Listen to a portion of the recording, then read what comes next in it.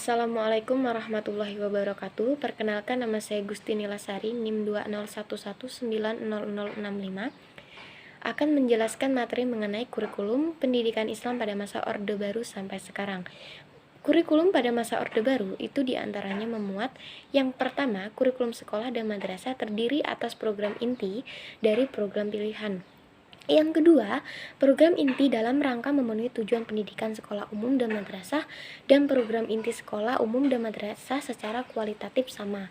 Yang ketiga, program khusus diadakan untuk memberikan bekal pengetahuan dan kemampuan siswa yang akan melanjutkan ke perguruan tinggi. Yang keempat, pengaturan pelaksanaan kurikulum sekolah umum dan madrasah mengenai sistem kredit semester, bimbingan karir, dan juga ketuntasan belajar. Yang kelima, hal-hal yang berhubungan dengan tenaga guru dengan sarana pendidikan dalam rangka keberhasilan pelaksanaan kurikulum. Kemudian untuk kurikulum pendidikan Islam pada masa reformasi sampai sekarang itu diantaranya yang pertama ada kurikulum berbasis kompetensi atau KBK. Nah, KBK ini lahir di tengah adanya tuntutan mutu pendidikan di Indonesia. Banyak kalangan berpendapat bahwa mutu pendidikan Indonesia semakin hari semakin terpuruk. Nah, dalam KBK ini peserta didik diarahkan untuk menguasai sejumlah kompetensi sesuai dengan standar yang telah ditentukan. Yang kedua itu ada kurikulum tingkat satuan pendidikan atau KTSP. KTSP ini merupakan revisi dan pengembangan dari KBK. KTSP lahir karena dianggap KBK masih syarat dengan beban belajar dan pemerintah pusat. Kemudian yang selanjutnya ada kurikulum 2013. Kurikulum 2013 memiliki 3 aspek penilaian, yaitu ada aspek pengetahuan, aspek keterampilan, dan aspek sikap dan perilaku. Nah, di dalam K13 ini terutama di dalam materi pembelajaran terdapat materi yang dirampingkan dan materi yang ditambahkan. Materi yang dirampingkan terlihat ada di materi bahasa Indonesia, IPS, PPKN, dan sebagainya. Sedangkan materi yang ditambahkan adalah materi matematika. Nah, kemudian ada kurikulum nasional. Kurikulum nasional ini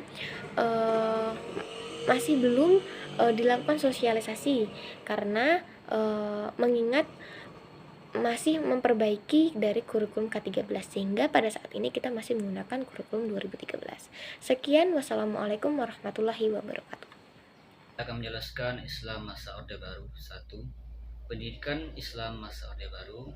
Setelah Presiden Soekarno turun, secara otomatis rezim Orde Lama juga berhenti. Bersama dengan itu lahirlah Orde lain sebagai penerus perjuangan. Orde ini tidak lain adalah Orde Baru yang dipimpin oleh Presiden Soeharto. Orde ini berlangsung dalam rentang waktu yang cukup lama, yaitu kurang lebih 32 tahun dilihat dari segi fisik. Indonesia sangat berkembang dan maju.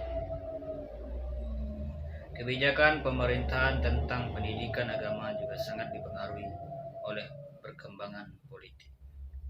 Terjadi ketenggangan antara PKI dan tentara di masa-masa akhir kekuasaan Soekarno. Kelompok-kelompok agama, terutama Islam dan Kristen, memutuskan untuk beraliansi dengan tentara sejak tahun 1961 hingga akhir kekuasaan Soekarno.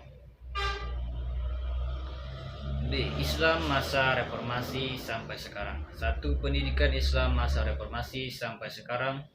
Program peningkatan mutu pendidikan yang ditargetkan oleh pemerintahan Orde Baru akan mulai berlangsung pada Pelita. 7. Terpaksa gagal krisis ekonomi yang berlangsung sejak media Juli 1997 telah mengubah konstelasi politik maupun ekonomi nasional.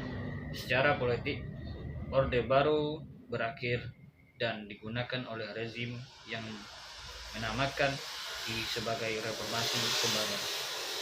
Meskipun demikian, sebagian besar roh Orde Reformasi masih tetap berasal dari rezim Orde Baru, tapi sedikit perubahan berupa adanya kebebasan pers dan multi partai dalam bidang pendidikan.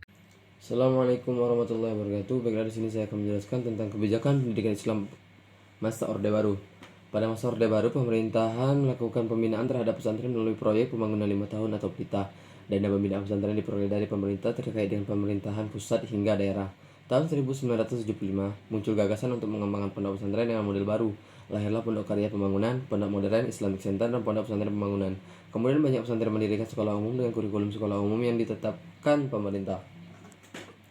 Bahkan pada surat keputusan bersama Menteri Agama, Menteri Pendidikan dan Kebudayaan, Menteri Dalam Negeri nomor 3 tahun 1975 menetapkan mata pelajaran umum sekurang-kurangnya sebanyak 70% dari seluruh kurikulum madrasah. Banyak juga madrasah yang mendirikan perguruan tinggi seperti pesantren Al-Syafi'iyah dan pesantren Al-Tahriyah. Dan yang ketiga yaitu pendidikan Islam masa reformasi sampai sekarang. Program peningkatan mutu pendidikan yang ditargetkan oleh pemerintah Orde Baru akan mulai berlangsung sejak medio Juli 1977.